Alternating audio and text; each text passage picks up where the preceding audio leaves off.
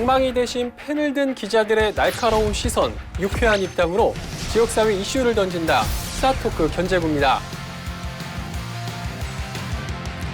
지금 코로나19가 굉장히 기승을 여름이 됐는데도 불구하고 좀 부리고 있는 것 같은데 정말 코로나19 때문에 저희 생활에 굉장히 많은 변화를 가져왔다. 이런 생각이 사실 드는 것도 사실입니다. 저희들 기준으로 말씀드리면 일단 회식 문화가 좀 많이 사라진 것 같아요. 술자리 그리고 이제 요즘에 이제 점심 식사를 하고 있는데 저녁 약속은 아직까지 회복되진 않았어요. 그래서 좀 거리를 멀리하고 웬만하면 어쩔 수 없는 약속이면 1차만 하고 2차는 이제 귀가하는 그런 패턴으로 좀 확 변해버려서 저희가 당황할 정도로. 근데 이게 좋은 점도 있고 또 어떻게 보면 상권 활성화로 봤을 때는 좀 나쁜 점도 있고. 좋은 점은 뭐예요? 좋은 점은 또 자랑을 해야 되니까 제 개인적으로 말씀드리면 제가 이제 태어나서 처음으로 목적의식을 갖고 한번 추진하는 게 있어요. 그래서 뭐요?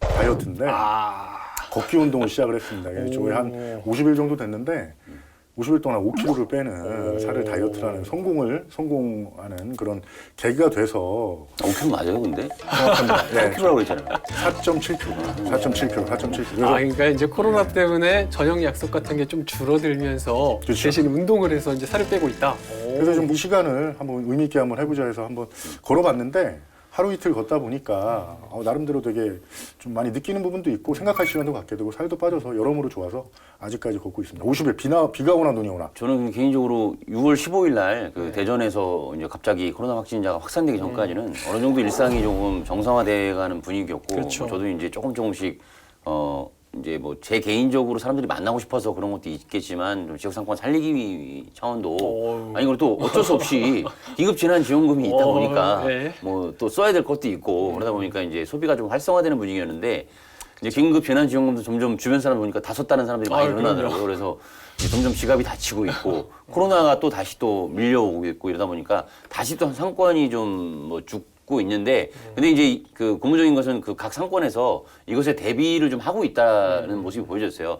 그런 상황, 그러니까 좀 좋아진 상황에서도 일부러 손님을 적게 받는 그런 식당도 있고 그러니까 일부러 테이블을 비워놔요. 사회적 거리두기 차원에서. 그리고 왜 기다리나 봤더니 테이블은 많이 비어 있어요. 왜 기다려 봤더니 그것 때문에 그 원칙을 지키겠다라는 상권도 생기고 있어서 식당가라든지 이런 부분에서도 변화가 좀 찾아오고 있다 이렇게 좀 느꼈습니다. 상권 이야기가 좀 나와서 말이지만 사실 저희가 이제 처음 세종시를 좀 출입하거나 이제 그럴 때는 한솔동 그쪽 상권밖에 사실은 없었잖아요. 그러다 보니까 굉장히 이제 그쪽에서 붐볐던 상권 활성화를 걱정할 필요가 없는 그런 시절도 있었던 것 같은데 지금 정말 여러 상권이 생겨나면서 정말 상권마다 좀 울고 웃는 여러 가지 이제 분위기가 좀 생겨나는 게 아닌가 이제 그런 생각도 가져보는 게 좀 사실인 것 같아요. 한솔동 상권 초기에는 그 맛집이 아니어도 줄을 서야 되는 그런 진풍경이 연출돼 있고 앞으로도 그런 광경을 보기는 좀 쉽지는 않을 것 같은데 어쨌든 근데 한솔동이 그런 집중 상권이 되고 있다가 점점 이제 상권이 종촌동, 아름동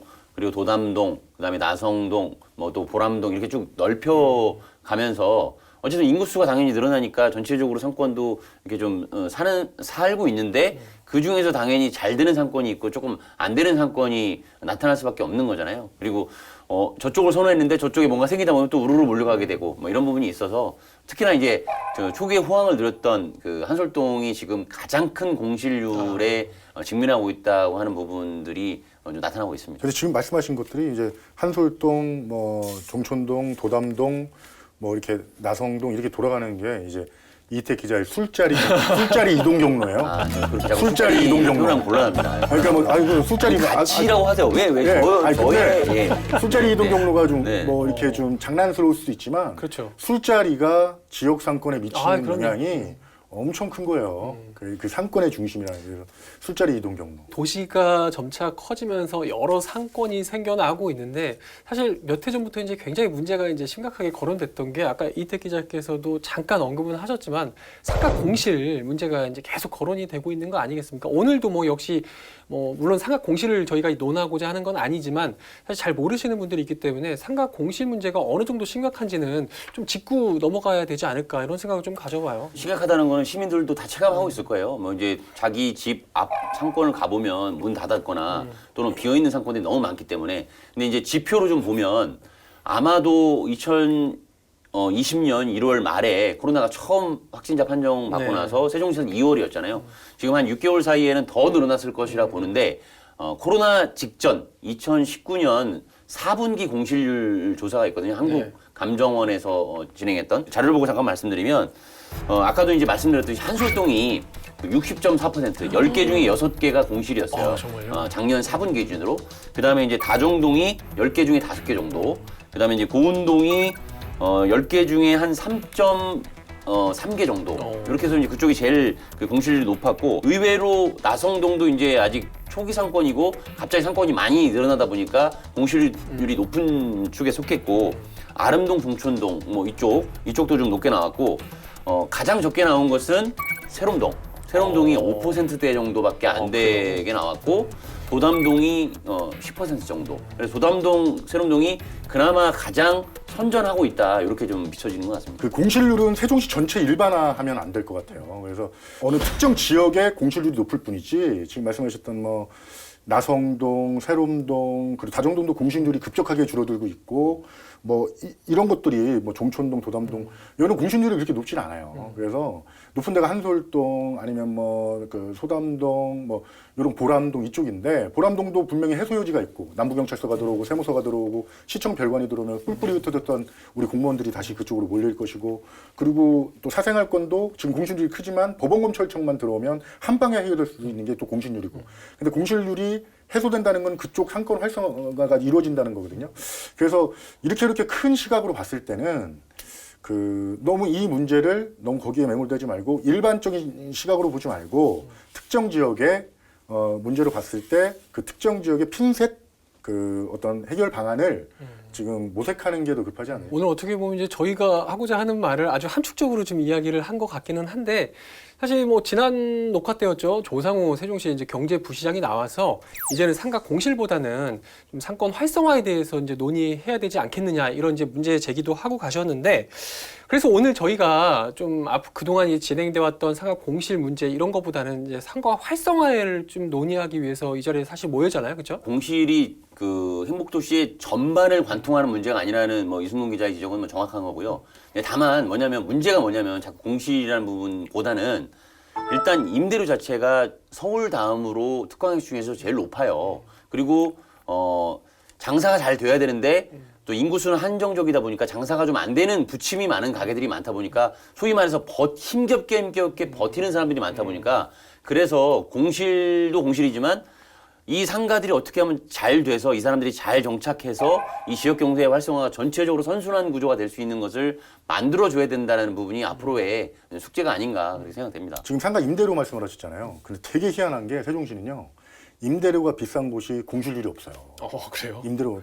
나성동 같은 경우 임대료가 상당히 비싼데 공실률이 없어요. 왜냐하면 상권 활성화가 돼 있기 때문에. 임대료가 비싸도 장사가 잘 되면 되는 거예요. 상권 그렇죠. 활성화가. 메울 수 있으니까. 그러면 그쪽으로 다 이제 입주가 이루어지는 거예요.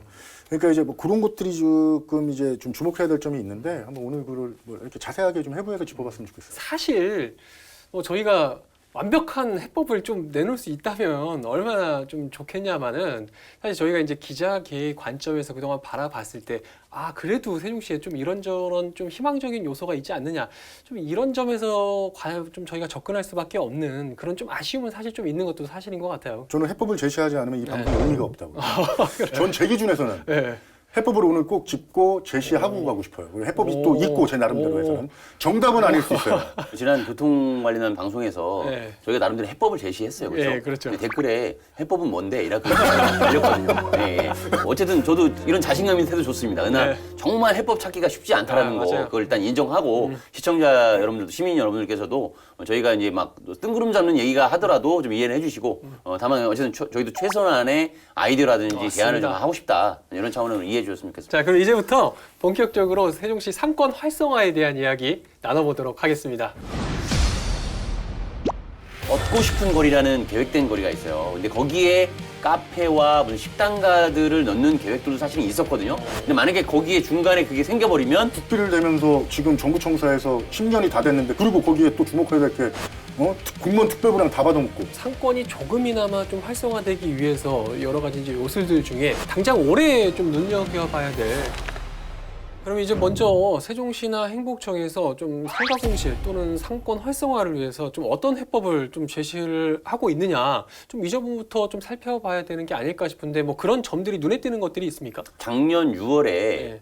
그 행복청, LH, 세종시 3개 기관이 네. 나름대로 상가 공실 해법을 제시한 부분이 있었어요. 그래서 그때 당시에 눈에 띄었던 정책들이 지금까지 어느 정도 가고 있다 이렇게 보시면 될 것 같은데 거기에 대표적인 정책이 그 바로 이제 기존에는 이 생활권의 요 지점은 상업 용지로 해서 시민들의 편익을 강화해야겠다라고 그렇죠. 계획을 했는데 지금 너무 넘쳐난다고 하니까 이걸 그냥 공공용지로 바꿔버리는 겁니다. 바꿔서 공공기관이 들어와서 활용할 수 있도록 이제 그런 정책들을 좀 펴나가고 있고 뭐 방곡동, 그다음에 뭐 나성동, 그다음에 한솔동 그 천마을 환승 정류장 그 그렇죠. 부분에 이렇게 해서 한 부분과 그다음에 정부 세종 신청사 2022년까지 짓는 그 건축물이 있잖아요. 거기도 사실은 원래는 상업 용지로 고려했던 것인데 수요에 따라서 정부 세종 신청사로 전환을 한 거예요. 그래서 이 전체적인 면적을 따져놓고 보니까 그 어진동의 그 중앙타운이라는 건축물 아시나요?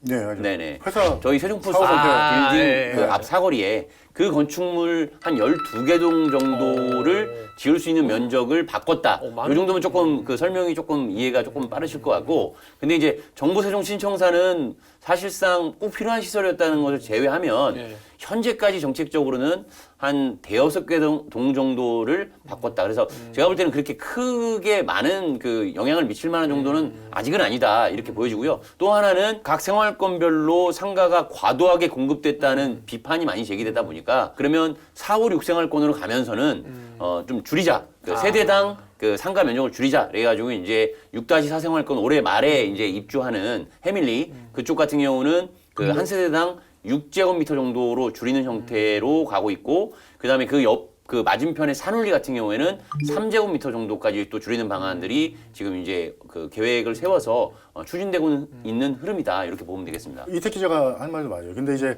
저는 어쨌든 상업용지나 이런 것들이 도시건설 주체 기관에서 뭐 생각 없이 했다고는 말하고 싶지 않아요. 근데 어쨌든 2030년을 보고 50만 인구를 보고 상업용지도 그렸을 거고 학교도 그렸을 거고 이렇게 나가는 길인데 지금 상업용지를 많다고 해서 공공용지로 지금 하나하나씩 전환하다 보면 나중에 2030년도에 앞으로 어떻게 될지 몰라요. 대기업이 중심부에 상업용지 그러니까 중심 상업지구에 들어올 수도 있는 문제예요. 근데 이제 상업용지가 다 사라져버리면서 이 대기업이 못 들어올 수도 있거든요. 제가 말씀드리는 거는 상업용지를 매각 보류 전환을 하지 말고 2-4 생활권이 제가 알기로는 지금 50필지에 엄청난 이제 주상복합 4군데가 들어서고 엄청난 그 규모의 상업용지가 이제 포진돼 있잖아요. 그래서 지금 행복청이나 LH에서 일단 일부 부지에 대해서 매각 보류를 해놨거든요. 당장 이제 공공기관 용지를 바꾼다기보다도 매각 보류를 통해서 조금 여지를 남겨놓자 2030년까지. 그리고 그때 또 용지를 바꿔버리면 되잖아요. 그래서 분당 같은 경우는 실질적으로 분당 같은 경우를 봤을 때 이런 논란들이 있어서 그 상업용지를 주거용지로 바꿔서 결국에는 도시가 거의 완성됐을 쯤에 대기업을 좀 들어오려고 했더니 못 들어왔단 말이에요. 대형 게임 회사나 이런 것들이 땅이 없어도 못 들어왔어요. 용인 두점까지 내려가 버렸단 말이에요. 성급하게 이렇게 전환하기보다는 약간은 좀 보류해놓고 나중에 미래를 보자. 뭐 그렇죠. 이런 50만 인구가 됐을 때, 2030년 도시 완성기가 됐을 때, 그러니까 용지를 공공용지로 변환해버리면 그때 가서 또 상업용지로 바꾸기 힘들단 말이에요. 자꾸 이게 뭐 동전 앞뒤면 뒤집는 것도 아니고. 그래서 일단은 좀 매각 보류를 하는 게 좋지 않냐. 현재 상황에서 그 정책적 판단은 뭐 이제 보류도 좋아요. 보류도 좋은데 행복도시의 그 상업용지 공급 면적이 과도하다라는 객관적 그 판단 기준이 나왔기 때문에 그러니까 그 작년 용역 그 과정에서 이제 검토를 해보니까 그 한 세대당 9제곱미터가 넘어요. 그게 이제 전국 최고예요. 수도권도 약 2점대고요. 그다음에 지방 같은 경우에도 평균이 5제곱미터 정도예요. 그럼 거의 2배 가까이, 그렇죠. 수도권보다도 한 5배 가까이 되는 거예요. 왜냐면 수도권은 인구가 일단 과밀이 돼 있다 보니까 상가를 막 때려줘도 어느 정도 수요가 담보가 되기 때문에 면적이 작아지는 거예요. 근데 이제 행복도시는 그런 부분에 대한 어떤 구체적인 데이터 없이 요 정도 선에서 요 정도 상가를 지면은 요 정도 상업용지를 배치하면 되겠다 싶었는데 부작용이 막 발생하다 보니까 정책적 조정이 메스가 들어가게 된 것이고 그래서 이제 뭐 용도 그 보류를 하는 것도 좋지만 지금 현재 정책은 저는 바람직하게 좀 가고 있다 이렇게 저는 좀 판단이 되고 그리고 이제 꼭 공공기관이라는 부분으로 이제 용지를 전환하지만 그거를 이제 기업들로 갈 수도 있는 거죠. 기업들이 들어올 수 있다라는 현대자동차도 여지도 들어올 수 있기 있고, 때문에 예. 그렇죠. 이제 그런 걸로 충분히 활용할 수 있는 용도가 있기 때문에 지금 이 정책적인 부분은 일단 이 흐름을 어떤 타는 게 좋을 것 같고 근데 하나 더 이제 판단해 봐야 될 게 뭐냐면 이렇게 이제 용지를 전환해서 건축물을 지어서 이렇게 그 가는 경우도 있지만 이미 져 있는 그러니까 공실이 많은 또는 이제 뭔가 오피스텔을 활용해야 되는 그 민간 건축물에 공공기관이 그 약간 뭐 나쁜 얘기를 하면 새빵살이 또는 뭐 임시 둥지 좀 많이 트는 들어와 사례들이 있잖아요. 많이 늘어나고 있어요. 그래서 이 현상을 어떻게 볼 것이냐. 이제 저는 개인적으로 일단 그 뭐 한번 얘기를 던져보자면 일단 연착륙이 좀 필요하다. 전체적으로 상권이 지금 활성화가 안 된 상황에서 공실이 많은 상황에서 공공기관이 잠깐 그 자리를 메워준다고 하면 세종시가 조금 그래도 안정적으로 성장하는데 도움이 되지는 않겠나 이런 생각을 좀 하는데 이순동 기자는 다른 생각이죠? 좀 약간 달라요. 그렇죠. 약간 달라요. 불만이 많은 거 아니, 보셨죠? 얘기가 길어서 내가 지금 까먹으려고 그래. 아니, 근데 지금 50만 시점에서 그 아까 9제곱미터가 나온 게 아니잖아요. 그 현재 인구로 따지면 인구 대비로. 현재 인구 대비인지 아니면 앞으로 추이까지도 봐서 그런 건지 모르겠지만 아마 현재 인구로 따졌던 것 그렇죠. 같습니다. 예. 50만을 따져보자. 50만 됐을 때 이택 기자만도 존중해요. 근데 이제 이게 성숙된 신중한 결정이었느냐. 좀 이게 시기상조 아니냐. 저도 이제 시간을 두고 좀 추이를 지켜보고 하자 이 얘기인데 근데 이제 기존 도시랑 세종시랑 다른 게 뭐냐면 이제 지금 정착 인구 갖다가 따진 것 같아요. 정착 인구 보고. 근데 세종시는 정착 인구만 보면 안 될 것 같아요. 왜냐면 국회 세종의사당이 들어올 수도 있고 그리고 세계의 뭐 집주 주목을 받는 또 기구가 들어올 수도 있고 또 컨벤션 센터가 들어올 수 있고 이런 걸로 봤을 때 뭐 물론 안 될 수도 있어요. 근데 그런 거를 좀 감안해서 좀 상업용지를 약간은 남겨두자. 상업용지를 공공용지로 좀 전환하고 하는 이런 문제들은 사실 행복청의 업무가 아닌가 이런 생각을 좀 가져보는데 그러면 또 세종시에서는 좀 주로 어떤 상권 활성화를 위해서 당장 대책들을 갖고 있는 게 좀 어떤 게 있습니까? 제가 봤을 때는 특별한 게 없다. 그리고 상권 활성화를 위해서 세종시가 할 수 있는 일이 크진 않다. 근데 이제 제가 알기로는 예. 제가 보기로는 이제 뭐 주차 단속 유예 그리고 뭐 주차 단속 그러니까 뭐 그 영업 뭐 환경 이제 뭐 프랜카드 그 유예 제한 유예 그리고 뭐 주차 시설 주차장 뭐 LH 보고 건설해라 이런 것들인데 근데 여기서도 이게 웃긴 게 그 뭐야 아이러니한 게 주차장 건설하면 대중교통 또 아니요. 예, 안 이용하잖아요. 근데 어쨌든 주차장 건설하고 그리고 여민전 발행. 근데 여민전 또 발행했는데 또 이게 재정이 없으니까 확대 못 하고. 그러니까 뭐 요런 대책들을 내놓는데 이게 실효성이 있느냐? 저는 뭐 전혀 없다고 봐요. 그리고 또 공공기관에서 할 수 있는 상권 활성화 대책이 그렇게 크지는 않다. 최근에 이제 세종시에서 회의를 좀 계속 하고 있는데 일반 그 상권에 그 계신 분들도 들어오게 하고 시청 각 부서별로 대책을 마련할 수 있는 TF팀이 이제 구성돼서 하고 있는데 뭐 이제 아까 얘기했던 뭐 주차라든가 이런 거 기본으로 하고 이제 거기에 또 추가적으로 말씀드리면 청년 창업 특화거리라든지 이런 중장기적으로 요소의 특화거리를 만들어 보겠다라는 계획이 있는데 올해 예산이 하나도 반영되지 못했어요. 예산이 없어가지고 예 일단 그게 있고 그것도 돈이야 또. 네. 슬프네요. 그리고 뭐 이제 뭐 임대료를 깎아주시는 분들한테 뭐 세금을 감면해주겠다라는 뭐 이런 정책, 상가 기능이 좀 상실이 돼서 공실이 특히나 많은 곳에 그 상가의 용도를 상가가 아니라 그 이제 뭐라고 하죠? 그 홈스테이라든지 또는 뭐그 게스트하우스 뭐 이런 형태로 해서 숙박으로 좀 전환해줄 수 있는 그 검토 가능성이 있대요. 근데 그 부분 역시도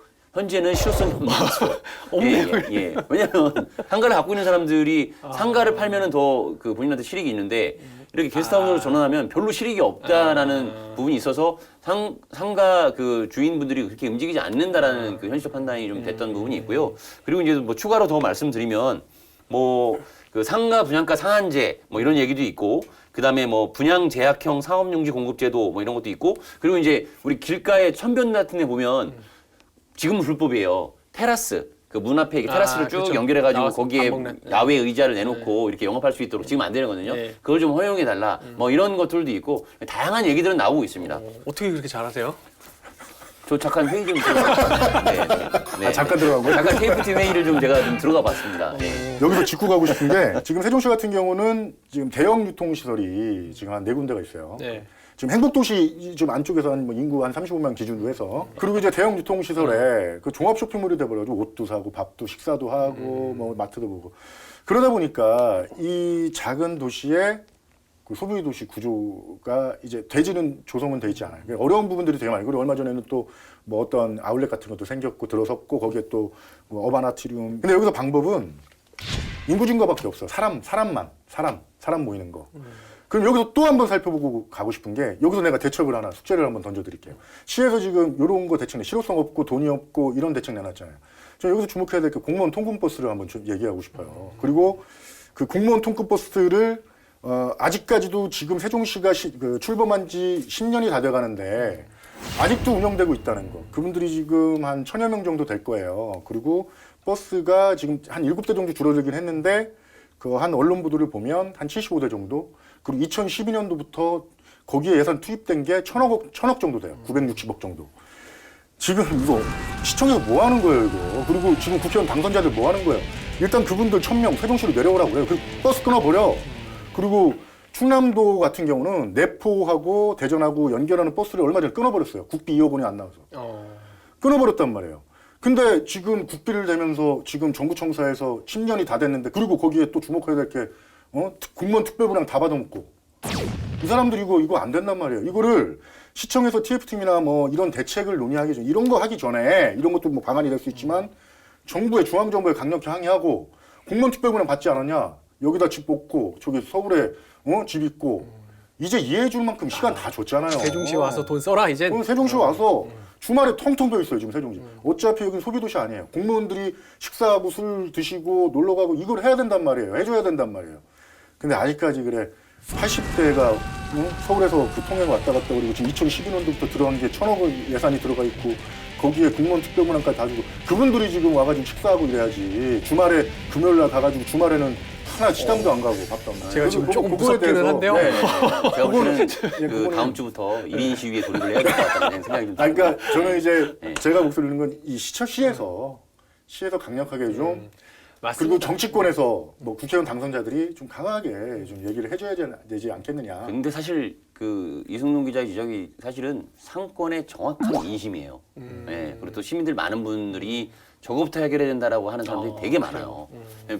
어떻게 보면 별로 동떨어져 있을 많지 것 않을 것 같은데, 같은 느낌도 사실 근데 드는데. 되게 그걸 민감하게 생각을 좀 하는 부분이 있고요. 그리고 사실 정치권도 또 지방자치단체도 중앙부처의 눈치를 보고 있습니다. 예, 눈치를 보고 있어서 근데 작년에 또 행정안전부가 여기 내려왔잖아요. 그래서 약간의 저 그런 여론을 의식해서 축소는 했어요. 맞아요. 축소는 했고 또 거의 7년 만에 그 천마을에서 정보세종청사까지 버스로 약 10분 조금 걸리는데 그 버스가 7년 동안이나 운행이 됐었거든요. 예. 그 몰랐어요. 그거는. 네, 운행됐었어요. 그래서 모 공무원이 제가 천마을 살 때 그 버스를 타면서 제가 자전거를 타고 이렇게 갈 때 미안하다는 얘기를 저한테 했었습니다. 예. 본인은 왜냐면- 씩 가는데. 그렇죠. 본인은 수익 가는 것도 있고 아직도 이런 통근버스를 이용하는 거에 대해서 좀 본인도 좀 민망했을 것 같다는 생각이 좀 들고요. 왜냐하면 그 부분이 좀 해결이 되면, 그러니까 결국은 그 목적은 그분들이 특별공급이라는 혜택도 주고 여러 가지 부분에서 많은 배려를 해줬는데도 불구하고 여기에 정착하지 않아서 세종시가 성장하는데 그 더딘 부분이 있다. 그런 부분에서 좀 정착 좀 해달라라는 어떤 목소리인 것 같습니다. 어떻게 보면 가장 당장 풀 수 있는 것들이거든요. 근데 목소리를 못 내고 있다는 게. 중앙부 공무원들도 이 프로그램을 보실 텐데 우리 너무 좀 그렇게 몰아세우지 말라 네, 이렇게 그런 얘기하시는 얘기도 분도 많아요. 하시더라고요. 조금만 더 기다려달라. 근데 이제 공무원분들도 좀 희생하시고 계신 것도 알고 너무 잘하고 네. 있어요. 네, 네. 근데 이제 지금 세종시 같은 경우 같이 이제 건설하는 모습들이 있고 같이 건설하는 입장에서 세종시가 점점 어려워지고 있으니까 그 부분에 대해서는 한번 좀 생각 좀 해보시라는 뜻에서 말씀하신 거니까요. 제가 생각할 때 이제 좀 아쉬운 점은 뭐 여러 이제 상권이 굉장히 많이 생겨났는데 사실 그 상권별로 뭔가 좀 특색이 별로 없다. 뭐 여길 가나 저길 가나 좀 너무 비슷비슷하고 좀 그런 느낌을 사실 좀 받는 게 사실인 것 같거든요. 특색이 없다고 하셨는데 어떤 기준으로 말씀하시는지 알겠어요. 근데 저는 이제 세종시 같은 경우는 도시 건설 단계에서 특색을 갖고 만들어진 도시예요. 그래서 뭐 일생활권은 뭐 주거, 그리고 뭐 사생활권은 또 법추타운, 그리고 뭐 삼생활권은 행정, 그리고 뭐 그런 것들로 해서 지금 구성이 된 도시이기 때문에요. 뭐 속으로 들어가 보면 지금 말씀드렸듯이 삼생활권 메디컬 거리가 있어요. 뭐 의료인들이 와서 이렇게 활동을 하다 보면 거기에 맞는 또 상권이 형성될 것이고, 그리고 사생활 같은 경우는 법조타운이라고 해서 법원검찰청, 그리고 또 좋은 게 또 한전 그 중부건설본부가 또 이제 착공에 들어갈 거예요. 한 2, 3년 미뤄지다가. 네. 그렇다 보면은 또 법조타운, 또 그분들에 맞는 상권이 분명히 조성될 거고, 정상적인 건설이 유도가 되고, 특성에 맞는 직종들이 생활권에 합류를 하고, 그렇다 보면은 특색 있는 생활권들이 만들어져서 상권에서는 좀 분명히 되지 않을까, 이런 희망적 요소들이 있다는 거는 좀 분명한 사실이에요. 전문 용어로 목적성 상권이라고 하더라고요. 목적성 상권. 발음이 잘 안 되네요. 예, 그래서 이제 우리가 예를 들면 한솔동에서 모이자고 하면 도담동에서 모이자면 제가 도담동에 그 과거에 우리 잘 모였을 때 그렇죠. 제가 제일 좋아하는 그 상권입니다. 목적이 뭔지 아세요? 네. 거긴 가면 일단 가면 우리 사격으로 내기를 할 수가 있고 그렇죠. 자유투 던지기가 또 있어요. 그래서 이제 누가 늦게 오면 기다리다가 자 우리가 오늘 이 차에는 누가 낼지 사격 10발 쏘는 거예요. 그렇죠. 그렇게 해가지고 이제 뭔가 좀 거의 재미 요소가 있었던 거죠. 그리고 도담동에 여기에는 요 식당이 맛집이야라는 그것 때문에 가야 돼. 한솔동에는 예를 들어서 뭐 무슨 찜이 맛있어. 그래가지고 거기로 가야 돼. 그런 목적이 다 있거든요. 네. 저는 이제 가장 중요한 건 맛집이라든지 조금 뭔가 이색적인 어떤 그런 상점가들이 이제 많이 좀 들어서야 된다. 그게 기본이 돼야 되고 거기에서 이제 그 어떤 세종시라든가 그 관계기관들이 덧붙여서 뭔가 이제 그 군부를 떼줘야 될 부분은 뭐 특화거리, 뭐 한식문화거리, 뭐 그다음에 양식문화거리, 뭐 청년 창업거리, 뭐 이런 것들로 같이 좀 이렇게 신호 효과를 좀 주면 좋지 않을까. 요 말 속에 상권 활성화가 있는 거예요. 상권 활성화가 돼야지 오락실도 생기고, 그리고 밥집도 생기고, 보쌈집이 생기면 뭐 같이 족발집도 하지만 또 따로 보쌈집이 다른 종류의 음식이 생기고, 이게 상권이 활성화가 되는 거거든요. 이게 그래야지 공실률도 없어지고 도시가 발전할 수 있거든요. 약간 어떻게 보면 이야기가 좀 부정적으로 좀 흐르기도 했는데 사실 오늘 여기 모인 이유는 희망적인 요소를 좀 이야기하고자 대책을 내놓고자 좀 모였던 거잖아요. 그렇죠? 앞으로 좀 희망적인 요소를 뭐 큰 그림에서 본다면 좀 어떤 게 있습니까? 가장 매력적인 거는 국회 세종의사당이죠. 설치죠. 국회 세종의사당이 온다면 세종시를 제외한 16개 광역자치단체에서, 광역시도에서 세종시로 다 몰려올 거예요. 출장이든 뭐 국회 예산 의결 때도 오고, 뭐 국회의원들 뭐 보좌관부터 해가지고 엄청 많이 이제 여기에 이제 수요들이 엄청 소비 수요들이 많이 늘어나기 때문에 그거는 뭐 가늠할 수 없을 정도로 그래도 많은 부분에 있어서 상권 활성화에 기여할 것이다. 저는 분명히 보는데, 일단은 지금 뭐 한국행정학교에서 좀 용역을 한번 했었죠. 그래서 비한, 뭐 비투한 이렇게 뭐 나왔는데, 일단은 그게 상임위, 해당 상임위가 내려오는 기준으로 해서 비원, 비투로 나눴는데, 일단 상임위 이전이 그 10개 상임위가 이전했을 때, 지금 이제 국회 사무처 직원이나 뭐 이런 인원들 2,693명이 이제 세종시에 상주할 수 있고, 그리고 13개 상임위 이전 시에는 한 3,163명. 그리고 그 세종하고 충청권으로 이전하는 그 직접적 효과가 엄청나요. 그분들이 다 내려와서 가족들까지 내려오고, 그리고 뭐 시청, 또 부산시청 분도 오시고 해가지고 여기서 점심도 드시고, 그리고 이제 호텔이 이제 문을 여는데 그 호텔에도 주무시면서 저녁도 술자리도 한잔 하시고, 그러다 보면 자연스럽게 좀 상권 활성화 되는 거는 좀 어느 정도 해소가 되지 않을까. 논의되고 있는 것 중에 가장 희망적이자 빨리 시급히 해결돼야 될 부분은 역시나 이제 국회 세종의사당이라고 이제 바라보시는 거고요. 그렇죠? 국회 세종의사당의 지표상 지방 총생산액, 세종시뿐만 아니라 지방이 전체적으로 살 수 있는 부분에 있어서 최소한의 상임위원회 내려놔도 1,100억 원 이상. 그리고 만약에 국회가 전체가 내려온다. 그럼 5조여 원 이상의 네. 지방 총생산액이 증가하는 그런 효과가 있다라는 거. 그리고 그 상당한 그 파급력을 갖고 있다라는 건 분명합니다. 남아있는 분명히 좀 희망적인 요소들이 좀 많이 있다 이렇게 좀 판단이 되고, 그래서 이제 남은 시간 동안에는 뭐 먼 미래까지는 좀 모르겠지만 한 5년 향후 5년 정도 안에 우리가 좀 뭐 상인들이 또 아니면 소상공인들이 아니면 시민들이 좀 기대해 볼 만한 그런 희망적인 요소들이 어떤 게 있느냐 이제 계속 한번 이어서 짚어보도록 하시죠.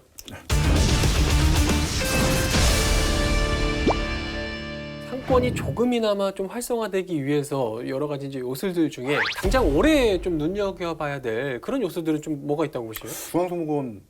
수목원? 중앙수목원이 문을 여는데, 네. 기대감을 더할 수 있는 게 타시도 다른 지역에 이제 수목원을 비춰본다면, 지금 이제 백두대간 수목원이라고 어디죠? 봉화죠? 경북 봉화죠? 네, 예. 그 2015년에 문을 열었는데, 그 연간 뭐 관광객이 이제 뭐 수목원 관계자가 이제 말씀을 하시는데 한 25만, 한 30만 명 정도가 이제 방문을 한다고 그러더라고요. 그러면 이제 경제 유발 효과도 엄청날 것이고 일자리 효과도 엄청나는데, 이제 그 우리 세종시 중앙수목원이나 중앙공원 같은 경우는 이 이상 이제 효과를 거둘 수 있는 그런 충분한 요건을 갖추고 있어요. 그래서 수목원하고 중앙공원을 연계했을 경우에 뭐 여기서 뭐 또 호수공원도 연계할 수 있고 정부 청사랑도 연계할 수 있고 막 이렇게 연계하다 보면 연간 100만 명도 그냥 뚝딱 이제 넘어설 수 있는 그런 그럼요. 그런 계기가 될 수 있는 희망적인 그런 요소로 비춰지기 때문에요.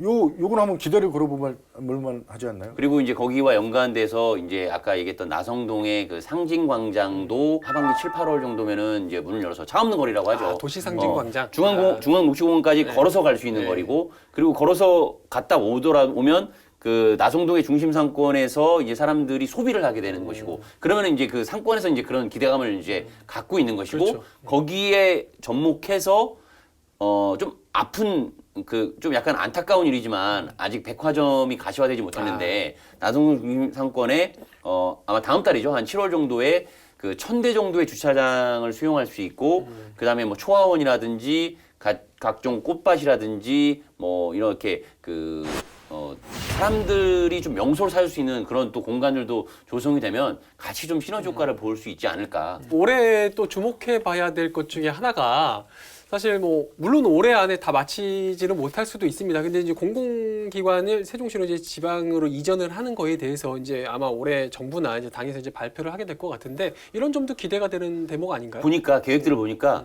생활권 요소에 하나씩 들어가는 느낌이 좀 들어요. 잠깐 이제 예를 들어서 설명드리면, 보람동에는 이제 세종 그 세무서가 200명 정도 직원들이 들어서고, 그 다음에 반곡동에는 관세평가 그 분류원, 관세청 소속 기관이에요. 그래요? 거기도 한 직원이 한 120여 명이 되고, 그러면 이제 법원검찰청 오기 전까지 그쪽 쪽 침체된 상권이 좀 살 수 있는 여건이 되겠죠. 그리고 이제 7월 16일 날 그 도담동의 세종 충남대병원이 개원하는데, 거기에 그 초기 상주인원이 몇 명인 줄 아세요? 예측 한번 해보세요. 잠깐만. 몇 명 정도 될까요? 한 300명? 200명? 어떻게 보세요? 처음에 200병상으로 200병, 그렇죠. 220여 병상, 원래 500병상 500병상인데 몇 명 정도 상주할 것 같으세요? 한 150명? 땡. 네. 그렇죠. 정답은 두 분 다 틀렸고 1,000명이나. 가족들까지? 그러니까 아니 가족이 아니라 거기 이제 용역 직원들? 직원들까지 다 아. 포함해서, 그러니까 첫 스타트가 몇 명이냐고 제가 오늘 물어보고 왔거든요. 그랬더니 1,000명이라고 합니다. 그러면 거기 이제 저 도담동 상권이 또 한 번 살 수 있는, 그리고 거기에 병원 그 어떤 그 환자분들을 찾아오는 이제 가족들, 그분들이 또 밖에 나와서 식사도 하고 그러면 그쪽 상권도 좀 살 수 있을 것 같고요. 그 다음에 이제 그 아름동 같은 경우에는 국민연금공단 세종지사가 있고, 그다음에 고운동에는 또 세종 시립도서관이 생겨서 타 생활권에 있는 사람들이 고운동 시립도서관을 또 이용할 수도 있는 거잖아요. 뭐 그런 부분이 있고, 그다음에 아름동에 그 올 연말쯤에 아름 청소년 수련관이 또 생겨요. 그러니까 지금 곳곳에서 여러 공공기관 생기면서 거기에 사람들이 몰려들 수 있는 요건들, 보탤 수 있는 요건들이 생겨서 좀 상권에는 희소식이 아닌가. 세종시가 이제 장점을 갖고 있는 것들이 지금 기존 내려와 있는 중앙 부처들 있죠. 뭐 산자부, 뭐 국토부, 뭐 등등 있는데 그곳들하고 연계된 그런 그 산하 기관들 요 배치가 어떻게 또 되느냐. 그리고 대통령 직속 기관도 우리가 지방 그 균형 발전 자치분권 그 상징 도시잖아요. 그러니까 그 대통령 직속 기관 중에 그 국가 균형 발전이 뭐 각종 위원회들 그런 기관들이 이제 세종시에 어떤 식으로 배치가 되느냐. 요것도 주목을 해요. 이 인원도 뭐 조금 가랑비에 옷 젖는다고 조금씩 따지면 인원이 그렇죠. 엄청나거든요. 그렇죠. 합쳐지면. 단 하나 아쉬운 거는 솔직히 아까도 뭐 무슨 지점이 내려오고 지사가 내려오고 이런 공공기관이 그렇게 내려온다고 하는데, 저는 이제 본점이 하나 내려와야지 진정한 공공기관 이전이 아니겠느냐. 한전 본부, 뭐 LH 본부, 뭐 LH 본부 이미 진주로 내려갔지만 뭐 그런 식으로 한 군데는 내려와야 되지 않겠느냐. 다 뭐 농협 지점 이게 무슨 공공기관 유치예요. 그래서 좀 이런 것들도 분명히 상권 활성화에 도움은 되겠지만, 이런 뭐 기관들도 다 소중한 것들이고, 그리고 뭐 규모도 클 수도 있고 작을 수도 있지만, 그래도 본점이 좀 내려오는 유치하는 그 기회를 좀 만들어야 되지 않겠느냐. 요거는 또 한번 살펴봐야 되고. 예. 지금부터는 좀 더 이제 속도감 있게 한번 살펴보도록 할 텐데, 그럼 내년엔 좀 주목해야 될 사업들은 어떤 거 있겠습니까? 금강 이남에서 이제 금강 보행교가 이제 준공이 되면 또 하나의 도시의 랜드마크이자 명소가 될 텐데, 세종시청 쪽에서 금강 보행교를 타고 건너서 뭐 자전거를 타고 가든 걸어서 가든 퍼스널 모빌리티를 이용하든 뭐 거길 건너게 되면 바로 만나는 곳이 아까 얘기했던 중앙 녹지 그렇죠. 공간이 되는 거죠. 그러면 서로 그쪽에서 서로 왕래하고 이렇게 되면 그 시청 앞에 지금 상당히 어려운 그 공실 상태, 그쵸. 이 문제가 조금은 해소되지 않을까라는 그런 기대감이 있고요. 다만 그 계획 안에서 조금 더 눈여겨봐야 될 것은 시청에서 금강부연기를 건너자마자 만나는 걷고 싶은 거리라는 계획된 거리가 있어요. 근데 거기에 카페와 무슨 식당가들을 넣는 계획들도 사실은 있었거든요. 근데 만약에 거기에 중간에 그게 생겨버리면 시청 앞 상권이 회생할 수 있는 기대감이 어쩌면 또 다시 또 내려앉을 수도 있는 그런 상황이 있다는 거는 하나의 변수라고 보면 될 것 같습니다. 시청 소변공원이 용도 제한이 걸려 있어서 정말 힘들어요. 그분 상인들 지금 공실도 많고요. 그리고 경매도 많이 나왔고 그쵸. 정말 그분들 좀 도와드려야 돼요. 네. 진짜. 흔히 말하는 네. 그 금강변 상권 굉장히 그렇죠. 몫이 좋은데 그렇죠. 좀 희한하게 잘 안 되더라고요. 네, 거기 힘듭니다. 내년 상반기에는 또 세종시의 첫 호텔 개 오픈 소식도 사실 있잖아요. 상권에서 또 바라고 있던 부분이 좀 와서 좀 중앙 녹지 공간에 놀고 소비를 하려면 잘 곳이 있어야 그렇죠. 되는데 없다 보니까 놀기만 하고 점심 정도 뭐 먹고 다시 주변 도시를 가거나 다른 곳으로 이동한다라고 하는 그런 문제점 많이 제기했거든요. 그러면 내년 2월 정도에 만약에 그게 생기면 얼마나 많이 이용할지 모르겠어요. 가격이 얼마에 따라서 달라질 수 있기 때문에 그러면 조금 더 그 체류하면서 세종시를 즐기려고 하는 사람들이 늘지 않을까. 그러면 또 상권에도 보탬이 되지 않을까. 자, 그러면 2022년으로 한번 좀 넘어가 보도록 하겠습니다. 잠깐만요. 네. 공공기관 이전이 또 있어요. 그래서 이제 내년에요? 예, 2021년에 보람동 세종 남부경찰서가 또 예, 오픈을 하게 되고 그다음에 이제 그 지금 조치원읍에 있는 농림수산식품교육문화정보원이 반곡동 그 국책연구단 쪽으로 이전을 하게 돼요. 그리고 그 대법원 등기전산정보센터도 그 아름동에 오게 되고 그다음에 그 나성동 아트센터가 내년 하반기에 또 문을 열어요. 거기도 이제 공연 문화를 즐기기 위해서 온다라고 하는 부분에서 또 중앙녹지공원과 또 시너지 효과를 줄 수가 있다라는 거. 자, 그런 점들도 이제 또 보면 요소에 또 숨어 있는 부분이라고 볼 수 있습니다. 그러면 이제 2022년으로 이제 가도 되는 거죠. 네. 자, 2022년으로 가면 사실 2022년은 뭐 우리나라 입장에서도 볼 때는 뭐 대선도 있고 또 지방선거도 있고 굉장히 좀 중요한 해가 아닐까 싶은데 어떤 점을 눈여겨봐야 되죠? 국가 큰 정책들은 대선, 총선을 통해서 결정되는 부분들이 많아요. 그래서 대선이 다가왔다. 그러면 충청도 공약으로 분명히 이제 국회 세종의사당 설치안이 좀 다시 등장하지 않을까, 그리고 가속화되지 않을까. 근데 뭐 지금도 가속화되고 있어요. 홍성국 의원이 얼마 전에 이제 국회 세종의사당 설치를 근거를 담은 그 국회법 개정안을 발의했거든요. 그래서 지금 이제 속도를 내고 있는데 여기에 또 이제 더불어민주당이 최고위원회를 열어서 지금 국회 세종의사당 추진특별위원회를 이제 재편을 했어요. 그래서 이해찬 의원이 이제 불출마를 선언했고, 뭐 박병석 의장이 또 국회의장으로 또 되셨고, 그래서 이런저런 이유로 재편을 했는데 지금 홍성국 의원이 국회법 개정안을 대표 발의한 홍성국 의원이 지금 간사로 좀 선임이 됐어요. 그리고 공동위원장을 이해찬 더불어민주당 대표가 지금 맡고 있어서 지금 대선 때쯤 되면 정말 그 어떤 구체적인 안이 나오지 않을까 하는 기대감이 되게 큰 상황입니다. 예. 사실 2022년은 이제 선거가 굉장히 큰 선거들이 있는 만큼 이런 행정수도와 관련된 공약화하는 작업에 굉장히 매진을 해야 될 것 같다 이런 생각이 들고 이제 2023년으로 좀 넘어가 보도록 할 텐데 이때도 뭐 기대되는 게 그때도 있습니까? 일단 그 네. 잠깐 이제 넘어가기 전에 네. 그 조금 이제 하나 빠진 게 있는데 2020년에는 인구 유입이 늘어난 요인들이 또 있어요. 2020년에 그 해밀리에 한 5,000호, 그 다음에 그 해밀리를 중심으로 해서 5,000호가 있고 2021년에는 그 나성동 그 중심 상권의 주상복합들의 그렇죠. 1만 여호 입주가 예정돼 있고 그다음에 2022년에는 또 그 4-2 생활권 지편리에 약 6,000호 정도의 입주가 예정돼 있다는 거. 그러면 이제 인구가 또 모여들면 또 상권이 활성화될 수 있는 하나의 또 그렇죠. 또 자극제가 될 수 있다. 저도 자료 좀 하나 말씀드릴게요. 아까 빠뜨려서 말씀드렸는데 국정감사 자료에 나왔어요. 그래서 중앙행정기관 39시 지금 최근 3년간 출장비가 917억 원이에요. 그리고 출장 횟수가 86만 9,255회예요. 그러니까 이제 지난번에 예전에 방송 때 말씀드렸듯이 1급은 세종시 하루, 2급은 이틀, 3급은 3일 이렇게밖에 안 머문다는 거 아니에요. 근데 국회 세종의사당이 세종에 설치됐을 경우에 그분들이 다 세종에서 활동하게 된다. 점심도 드시고 86만 9,250일 출장을 안 가시고 86만 번을 세종시에서 점심을 드신다는 거예요. 그러니까 국회 세종시사당이 이만큼 파급 효과가 있다는 거, 그거를 좀 한번 다시 한번 말씀드리고 싶어서. 그래서 2023년으로 좀 가보잖아요. 네. 뭐가 있냐고요. 2023년에는 이제 조금 시선을 저쪽 그 지편이 그 세종시 신도시의 성장 동력이라고 하는 지편이 세종 테크밸리에 그 약 57개 기업이 현재 그 이전을 해오기로 계약 체결이 완료된 상태거든요. 네. 그럼 기업들이 서서히 거기서 이제 문을 열기 시작하는 타이밍이다라고 보시면 될 거고, 정착까지는 뭐 1년, 2년, 3년이 좀 걸릴 수는 있겠는데, 거기에 어쨌든 또 기업인들이 종사하게 되면 또 그쪽 주변이라든지 세종시 전체 상권에 또 이동하면서 또 소비를 할 수 있는 여건이 되기 때문에 또 하나의 호재일 수 있겠다. 그리고 뭐 물론 규모 그 종사자는 뭐 한 100여 명이라고 예상이 되고 있는데, 네이버 데이터 센터라고 하는 상징적인 국내에서 가장 최대 규모의 데이터 센터가 또 지편인 쪽에 그 문을 열게 되는 것도 하나의 뭐 좋은 효과가 될 수 있을 것 같다. 이렇게 보여집니다. 또 2024년을 사실 또 살펴보면 2023년하고 뭐 결을 조금 같이 하는 것도 같은데, 말씀하셨던 그 지편리 일원에 이제 대학 공동 캠퍼스도 또 들어서잖아요. 어느 한 지역이 발전하고 좀 활성화되기 위해서는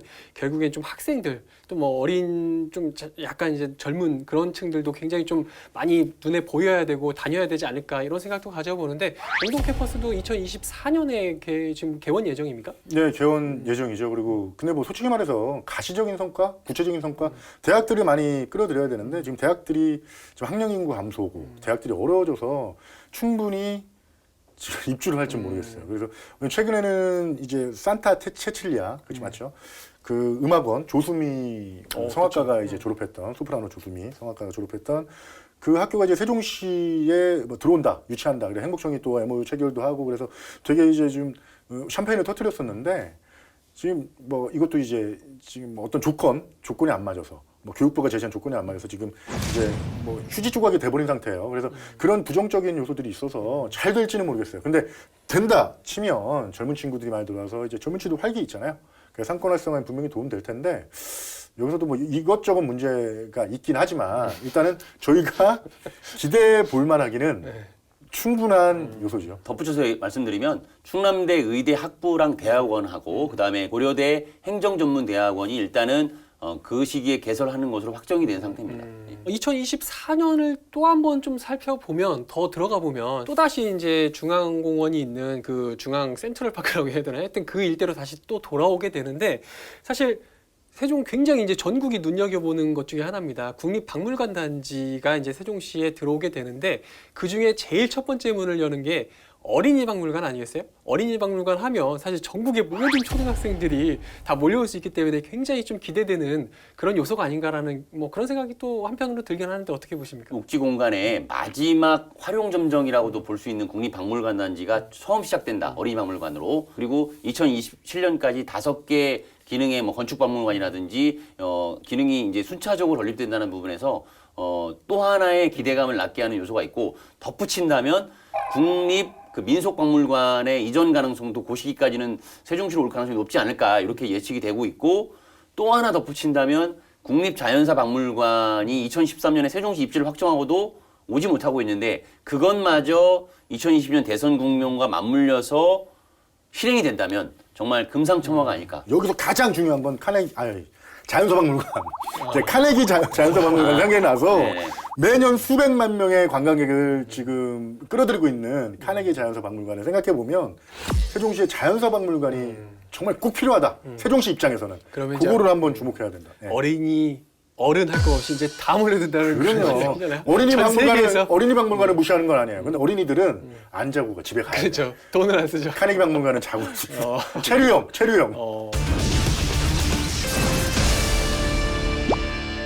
이렇게 해서 연도별로도 좀 기대되는 것들을 이제 좀 살펴봤는데, 좀 마지막으로 정말 두 분께서 이것만큼은 정말 앞으로 이제 상권 활성화를 위해서 좀 들어왔으면 좋겠다, 아니면 좀 모색해보면 어떨까, 뭐 여러 가지 있다면 마지막으로 한마디씩만 좀 덧붙여 주실까요? 민감할 수도 있어요. 이 말씀을 드리면. 네. 근데 이제 행정수도 세종시, 명품 세종시. 행정수도라는 그 도시, 명품 도시에 갇혀있지 말고, 일단 세종시가 지금 많이 어려워요. 시민들이 볼 때는 뭐 잘 모를지 모르겠지만 세종시가 재정적으로도 힘들고 소비도시가 아니기 때문에 소상공인도 힘들고 돈이 돌지 않고, 지금 자생적으로 꾸려나갈 게 없단 말이에요. 그렇다면 아까 호텔 말씀도 하셨잖아요. 제가 말씀드리고 싶은 모텔도 좀 들어올 수 있는 규제를 해제했으면 어떨까.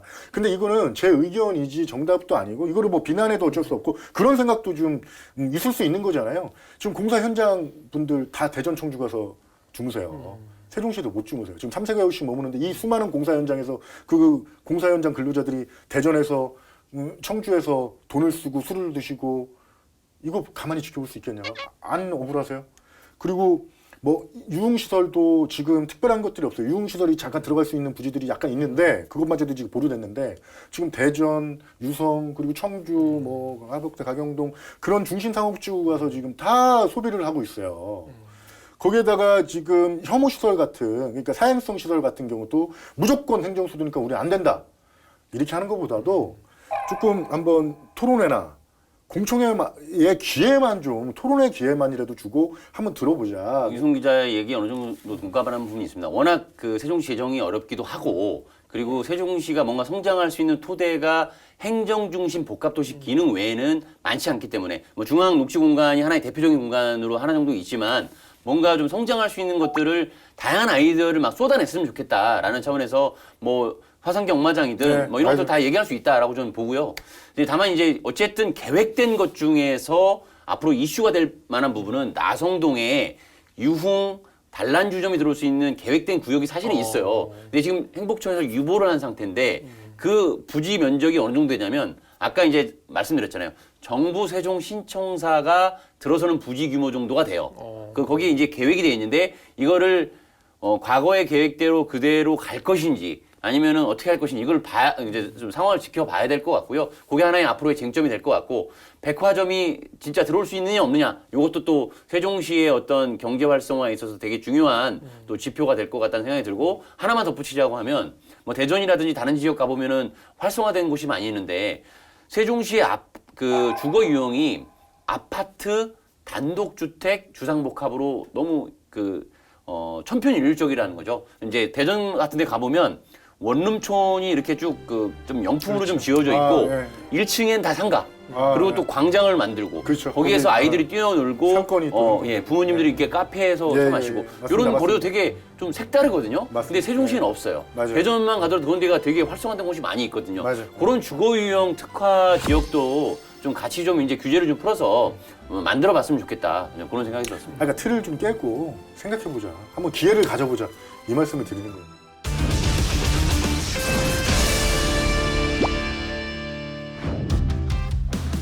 안 그래도 힘든 세종시 상권에 코로나19 사태까지 겹치면서 소상공인들의 한숨소리가 커져가는 것이 현실입니다.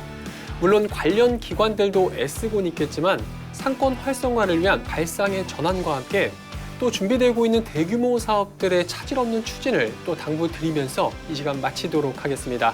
시청해주신 여러분 고맙습니다.